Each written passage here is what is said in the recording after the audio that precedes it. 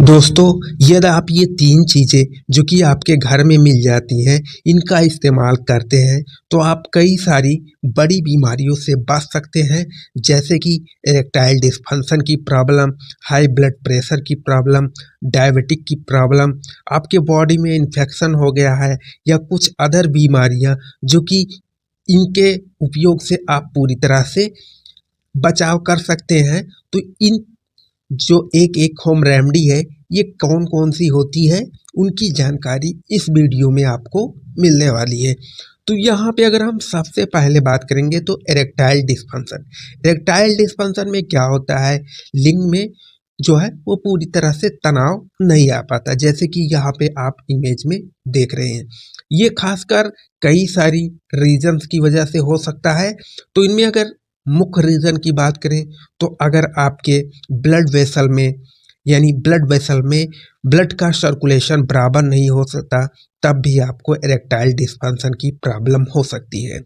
और कई सारे कारण होते हैं, जैसे कि एक-एक कारण की अगर हम बात करें तो वहाँ पे जो नेचुरल रेमेडी है उनकी सबसे पहले बात कर लेते हैं। तो ये 3 इम्पॉर्टेंट रेमेडी जो कि काफ़ी इफ़ेक्टिव मानी जाती है, जिनमें गार्लिक यानी लहसुन जो कि आपके घर में आसानी से मिल जाएगा। मेथी, इसका भी नाम आपने सुना होगा, ये भी आपके घरों में इस्तेमाल की जाती है। कलौंजी की सीड आती है, इसका भी काफ़ी ज़्यादा इस्तेमाल घरों में किया जाता है।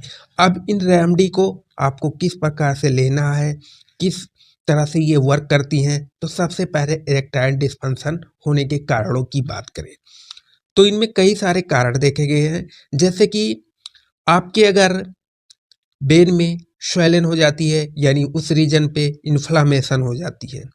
इन्फ्लामेशन किसी वजह से भी हो सकती है, मोटापे की वजह से हो सकती है, या डाइट की प्रॉब्लम की वजह से हो सकती है, या आर्टरी जो होती है वहाँ पे ब्लॉकेज होने यानी कोलेस्ट्रॉल डिपोजिशन के कारण भी हो सकती है।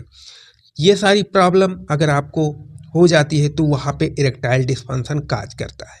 यानी इनमें सबसे पहला मुख्य कारण इन्फ्लामेशन, ओबेसिटी, डाइट प्लान, यदि आप स्मोकिंग, अल्कोहल, ये सब सारी चीज़ें लेते हैं, जैसे कि अगर हम बात करें तो उनमें जो मुख्य रूप से आपने जैसे कि alcohol, cigarette, smoking, coffee, T या डाइट प्लान ने आपने कई सारे जो फास्ट फूड होते हैं उनको लेते हैं, यानी आपको न्यूट्रिएंट चीज़ें चाहिए थी, न्यूट्रिएंट चीज़ें आप नहीं लेते, तब भी आपकी बॉडी में ये सारी प्रॉब्लम होने लगती है।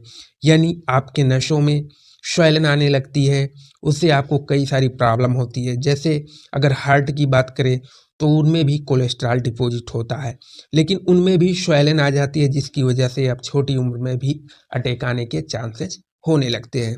ये सारे डाइट प्लान अगर आप अपने लाइफ में नहीं लेते हैं, तब आप पूरी तरह से बीमारियों से बच सकते हैं। यहाँ पे खासकर उन चीज़ों की बात हो रही है जो कि आपको प्रिवेंट करती है, यानी बचाव के लिए। ये नहीं, यहाँ पे ऐसी कोई मेडिसिन नहीं है जो कि बीमारियों से आपको जब बीमारी हो जाए तब लेंगे तब आराम करेगी, ऐसा नहीं। ये आपको प्रिवेंट करेगी, यानी इसको आप पहले से ही लेना चालू कर देना चाहिए। तो इन चीज़ों को आपको बिल्कुल भी नहीं लेनी है। कुछ अदर की बात करें इरेक्टाइल डिस्फंक्शन में, तो जो गार्लिक होती है वो काफ़ी इफ़ेक्टिव होती है, क्योंकि ये एक पावरफुल, हम कह सकते हैं एंटीऑक्सीडेंट की तरह वर्क करती है, एंटी इन्फ्लामेटरी की तरह वर्क करती है। क्योंकि अगर आप गार्लिक लेते हैं तो उसमें जो कश्मीरी गार्लिक होती है वो काफ़ी इफ़ेक्टिव होता है। इसका आप 2 दाना लेकर सुबह खाली पेट गुनगुने पानी के साथ प्रतिदिन ले सकते हैं। ये सिर्फ प्रिवेंशन के तौर पे है, यानी अगर आप बचना चाहते हैं बीमारियों से तब। वहीं अदर रेमेडी की बात करें तो उनमें जो मुख्य रेमेडी है मेथी का दाना और कलौंजी का सीड, इसको आप इक्वल अमाउंट में लेकर या किसी ग्राइंडर में डाल के पीस सकते हैं, और आप इसका आधा चम्मच सुबह शाम ले सकते हैं गुनगुने पानी के साथ। इससे आपकी जो बीमारी होगी, जैसे हाई बीपी की, डायबिटिक की, इरेक्टाइल डिस्फंक्शन की, वो पूरी तरह से ठीक हो जाएगी। लेकिन इन सारे अगर आप नुस्खों को लेते हैं तो इनको आप पूरी उम्र लेनी चाहिए, जिससे आपके शरीर जो है वो पूरी तरह से हष्ट पुष्ट रहे। अगर हम बात करें जैसे कि अगर आपकी बॉडी में कहीं पे भी सूजन आ जाती है, जैसे कि चोट के कारण सूजन आ गई, वहाँ पे रेडनेस आने लगता है, इन्फ्लामेशन होने लगता है, तब भी ये सारी चीज़ें जो है वो काफ़ी इफ़ेक्टिव होती हैं और सूजन को कम कर देती हैं, लैलीपन को कम कर देती हैं।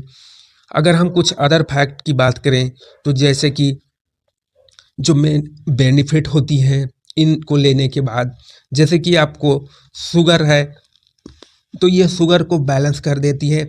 खासकर ये एंटी डायबिटिक इफ़ेक्ट शो करती हैं। शुगर जब आप प्री स्टेज में हो यानी शुरुआती दौर में हो तब ये प्रिवेंट करती है। फूड केमिकल, अगर आप जैसे कि कई सारे फूड मार्केट में आती है, खासकर जैसे डाइट प्लान में आपने फास्ट फूड लिया है तो उनके जो केमिकली होते हैं उनको भी ये डिस्ट्रॉय करती है, यानी ये एक पावरफुल ऑक्सीडेंट की तरह भी वर्क करती है ये रेमेडी।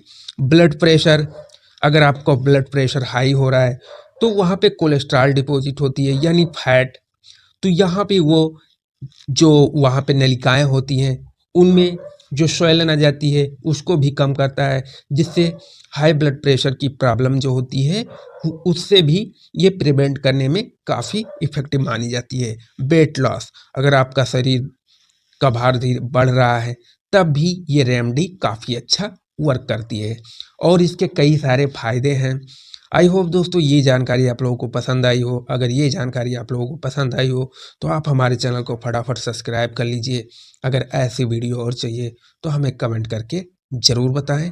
थैंक यू दोस्तों।